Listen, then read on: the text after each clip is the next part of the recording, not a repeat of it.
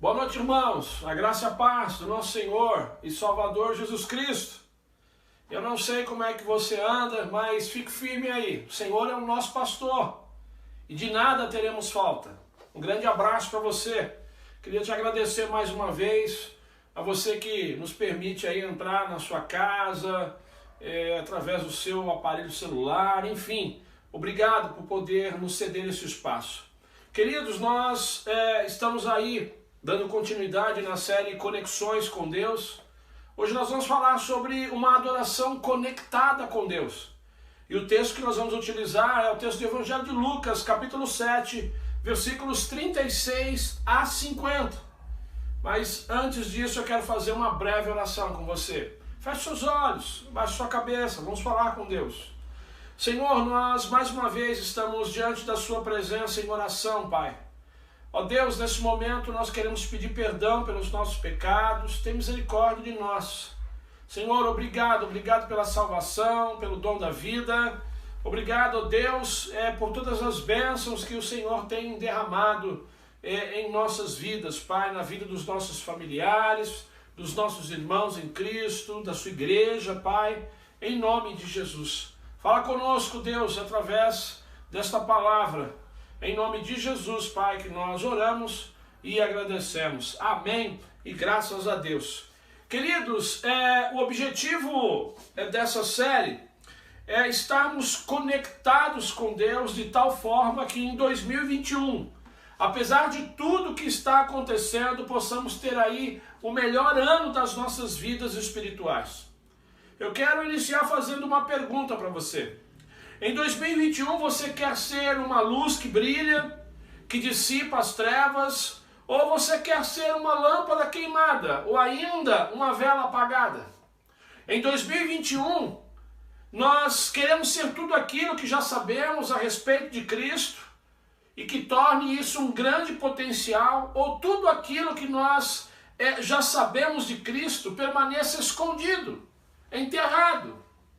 O que nós estamos querendo? Na semana passada nós vimos a importância de estarmos conectados com Deus no lugar secreto. Nós aprendemos que jamais descobriremos o que Deus tem para nós se nós não estivermos dispostos a nos encontrar com Deus no lugar secreto. Ou termos aí um estilo de vida de lugar secreto. Né? Ou nós temos um estilo de vida de lugar secreto, ou nós seremos medíocres, espiritualmente falando. Dando sequência à série, hoje nós vamos falar sobre uma adoração conectada com Deus. Você é um adorador conectado com Deus ou não? Pergunta, quando você ouve a palavra adoração, que imagem vem à sua mente? Uma banda tocando lindas músicas de louvor com grande paixão? Uma igreja cantando efusivamente com mãos levantadas e emoções afloradas? Um pequeno grupo de pessoas cantando juntos na sala da sua casa, alegre ou introspectivamente? Uma pessoa ajoelhada em frente ao sofá da sua casa, contemplando o nascer do sol por sua janela e se derramando diante do Senhor com canções e lágrimas? Todas essas são excelentes imagens de adoração, mas ao imaginar uma dessas cenas, seja no palco, seja na igreja, na célula, em casa, o que nós sentimos? O que vem ao seu coração? Seria isso algo desejoso, prazeroso para fazer? Ou pensar nisso gera em você um certo desconforto e você preferiria não participar ou ficar na sua? A adoração, ela está conectada ou desconectada na sua vida? Essa é uma pergunta e nós precisamos respondê-la. Eu queria convidar então você para fazer a leitura junto comigo do Evangelho de Lucas, capítulo 7, versículos 36 a 50. Diz assim a palavra do nosso Deus: convidado por um dos fariseus para jantar, Jesus foi à casa dele e reclinou-se à mesa. Ao saber que Jesus estava comendo na casa do fariseu, presta atenção, certa mulher daquela cidade, uma pecadora, trouxe um frasco de alabastro com perfume e se colocou atrás de Jesus a seus pés. Chorando, começou a molhar os pés com suas lágrimas. Depois os enxugou com seus cabelos, beijou-os e ungiu com perfume. Ao ver isso, o fariseu que havia convidado disse a si mesmo, presta atenção, se este homem fosse profeta, saberia quem nele está tocando e que tipo de mulher ela é, uma pecadora. Então lhe disse Jesus, Simão, tenho algo a lhe dizer. Dize, mestre, disse ele. 2 homens deviam a certo credor. Um lhe devia 500 denários e outro 50. Nenhum dos 2 tinha com que lhe pagar. Por isso perdoou a dívida a ambos. Qual deles amará mais? Simão respondeu, suponho que aquele a quem foi perdoada a dívida maior. Você julgou bem, disse Jesus. Em seguida virou-se para a mulher e disse a Simão, vê esta mulher? Entrei em sua casa, mas você não me deu água para lavar os pés. Ela, porém, molhou os meus pés com as suas lágrimas e os enxugou com os seus cabelos. Você não me saudou com um beijo, mas esta mulher, desde que entrei aqui, não para de beijar os meus pés. Você não ungiu a minha cabeça com óleo, mas ela derramou perfume nos meus pés. Portanto, eu lhe digo, os muitos pecados dela lhe foram perdoados, pois ela amou muito. Mas aquele a quem pouco foi perdoado, pouco ama. Então Jesus disse a ela, seus pecados estão perdoados. Os outros convidados começaram a perguntar, quem é este que até perdoa pecados? Jesus disse à mulher, sua fé a salvou, vá em paz. Queridos, essa passagem contrasta a atitude de 2 pessoas. 2 pessoas que apontam para 2 tipos de posturas diante de Deus. Uma pecadora e um fariseu. Uma adoradora e um religioso. A pecadora, ao saber que Jesus estava em sua cidade, ela teve coragem de ir até ele, mesmo sabendo que Jesus se encontrava na casa de um fariseu, onde, com toda certeza, ela não seria bem-vinda. Mas ela foi, e ela levou consigo um frasco de alabastro, um perfume, algo de muito valor, com a intenção de derramá-lo sobre Jesus, ungindo. Ao se aproximar de Jesus, que estava reclinado à mesa, por trás e próximo aos seus pés, foi dominada por emoções e começou a chorar. Suas muitas lágrimas caíram e, diz o texto, que molharam os pés do Senhor Jesus, ao que ela reagiu enxugando-os com os seus próprios cabelos. Uma ação que demonstrou um total despreendimento para com a opinião dos outros, já que as mulheres naquela época não soltavam os cabelos em público. Finalmente, diz o texto então, que ela beijou os pés de Jesus. Algo extremamente raro, até mesmo para um rabino famoso. E os ungiu com perfume, demonstrando então a sua total entrega e humildade. Diz o texto que o fariseu, ao contrário, apesar de ter convidado Jesus para jantar na sua casa, não viu tudo aquilo com bons olhos. Questionou. Essa foi a postura do fariseu. Ele questionou se Jesus, ao receber as ações daquela mulher, sabia quem realmente ela era. Se ele de fato era um profeta. Além disso, apesar de ter respondido de maneira correta ao questionamento do mestre, após a parábola contada, ele foi denunciado por Jesus por conta da sua recepção. Ele não havia dado água para Jesus lavar os pés. Ele não havia saudado Jesus com beijo. Ele não havia ungido a cabeça de Jesus com óleo, ao contrário das ações daquela mulher. Assim, aquela pecadora, com a sua adoração conectada, ela agiu como uma verdadeira adoradora. E aquele fariseu, com a sua adoração desconectada, agiu como um religioso. Nós podemos dizer sem medo que aquele fariseu, enquanto um religioso, ele fez um mero convite a Jesus, se pondo a observá-lo de maneira crítica e incrédula, demonstrando assim falta de humildade e quebrantamento, ausência de entrega e adoração, com muita justiça própria e pouca devoção, saindo dali vazio. Aquela pecadora, ao contrário, enquanto adoradora, ela buscou intensamente a Jesus. Ela foi discreta, ela foi humilde, ela demonstrou quebrantamento, desprendimento, ela entregou-se em adoração extravagante. Ela apropriou-se da justiça de Deus com grande devoção e saiu dali cheia de fé, cheia de paz no seu coração. Pergunta, com qual dessas duas atitudes você sinceramente se identifica? Nos cultos da igreja, nas células, nos momentos de lugar secreto, qual tem sido a sua postura? Você é humilde e quebrantado, como foi aquela pecadora? Você também se entrega à adoração extravagante como ela, que ungiu Jesus com um perfume caríssimo? Ou a sua adoração é caracterizada pela frieza, pela insensibilidade, pela avareza, pela sonegação dos dízimos e ofertas?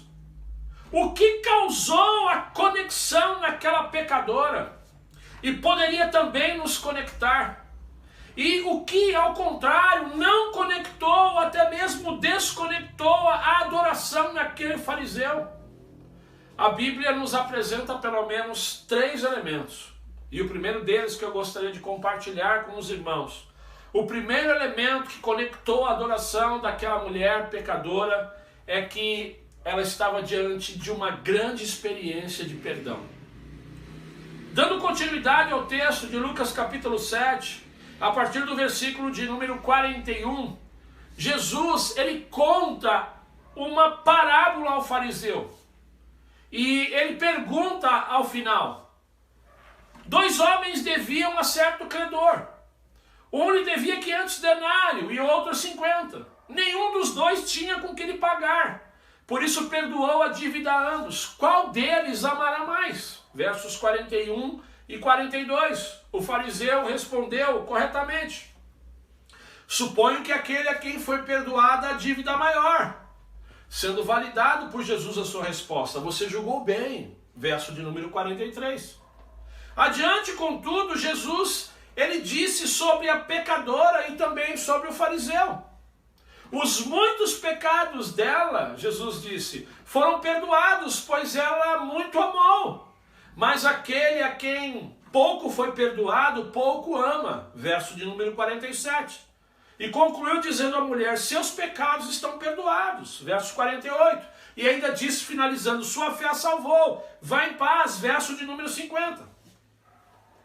Querido, meu irmão, meu amigo, ouvinte, quem é muito perdoado, muito ama. Uma grande experiência de perdão conecta a adoração na vida de uma pessoa. Agora, a grande questão é: quem é que não precisa de uma grande experiência de perdão? Quem é que não tem muitos pecados para serem perdoados? Se por um lado uma grande experiência de perdão conecta a adoração na vida de uma pessoa, por outro lado a justiça própria, o orgulho espiritual e uma religiosidade enganadora desconectam por completo esse modo de vida. Pergunta que não quer calar: qual é a sua experiência? Muitos pecados, muito perdão e muito amor?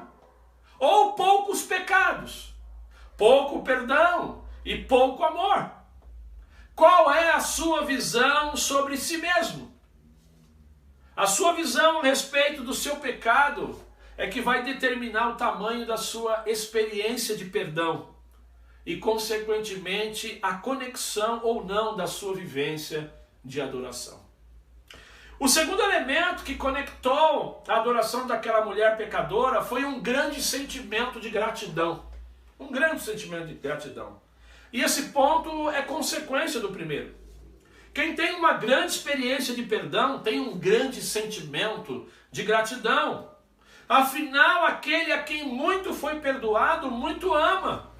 Como a gratidão é um elemento de conexão na adoração. Como? Os Salmos 95, versículo 2, e o Salmo 100, verso 4, eles vão dizer respectivamente: vamos à presença dele com ações de graça e vamos aclamá-lo com cânticos de louvor. Entrem por suas portas com ações de graça e em seus átrios com louvor. A gratidão é o primeiro passo da adoração. Quem agradece, louva. Quem louva, adora. Um coração grato certamente louvará o Senhor por seus feitos e o adorará por sua pessoa. A gratidão, meus irmãos, nos leva a entrar pelas portas e avançar em louvor pelos átrios e a finalmente adorar diante da presença manifesta do Senhor. O contrário da gratidão não é a mera ingratidão, mas a murmuração, ou seja, a reclamação, que é acompanhada bem de perto pela crítica, pela incredulidade. Podemos afirmar que o coração da pecadora, ele era um coração extremamente grato a Deus. E que o coração do fariseu, ao contrário, era um coração cheio de ingratidão. E você? Seu coração é um coração grato ou um coração murmurador? A adoração está conectada em sua vida pela gratidão ou não? Um terceiro elemento que conectou a adoração daquela mulher pecadora foi um constante cultivo da devoção. Presta atenção.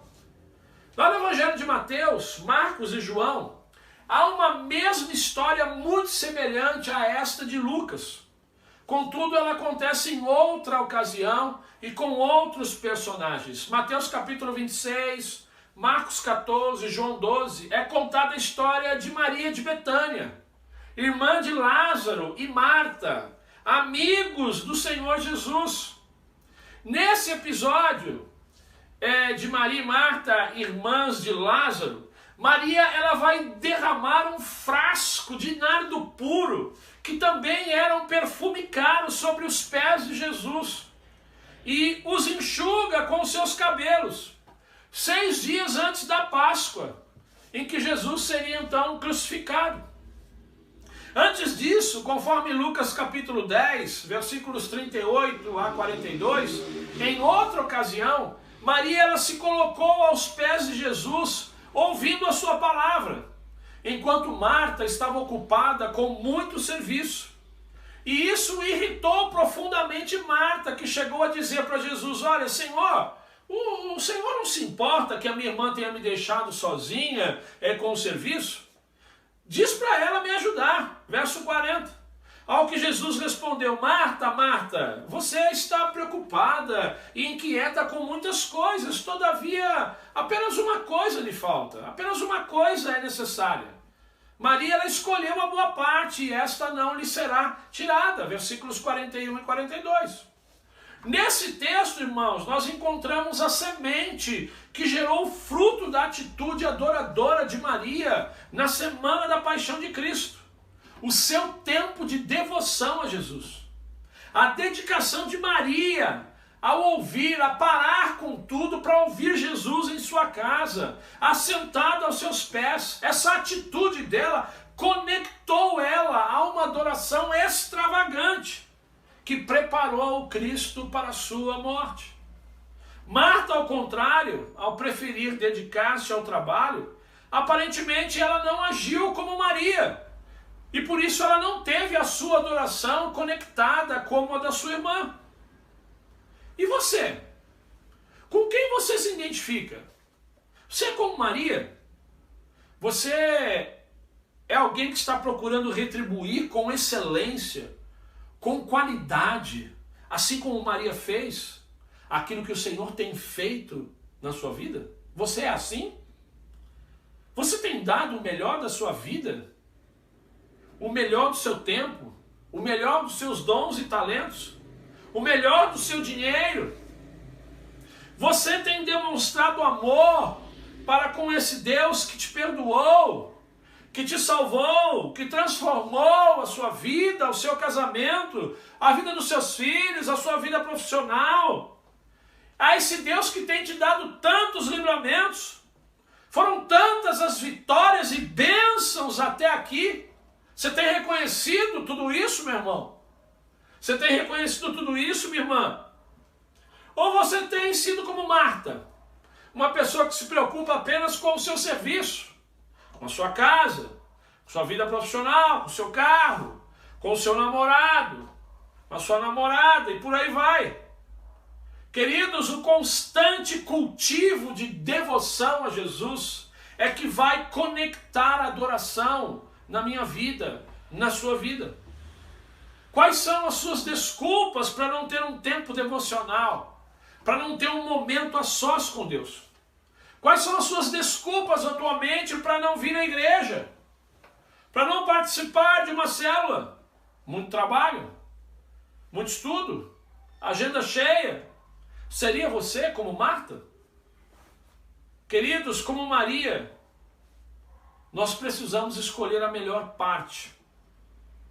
Escolha a melhor parte e tenha a sua adoração conectada a Deus. Eu quero concluir.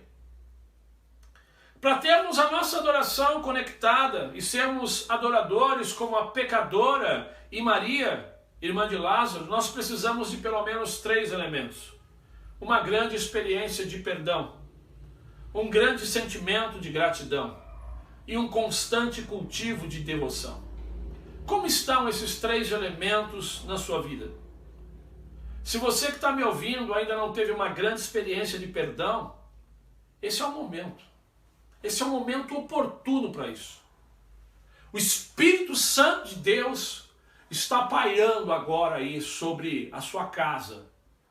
Deus está aí ao seu lado para quebrantar o seu coração e convencer você dos seus pecados.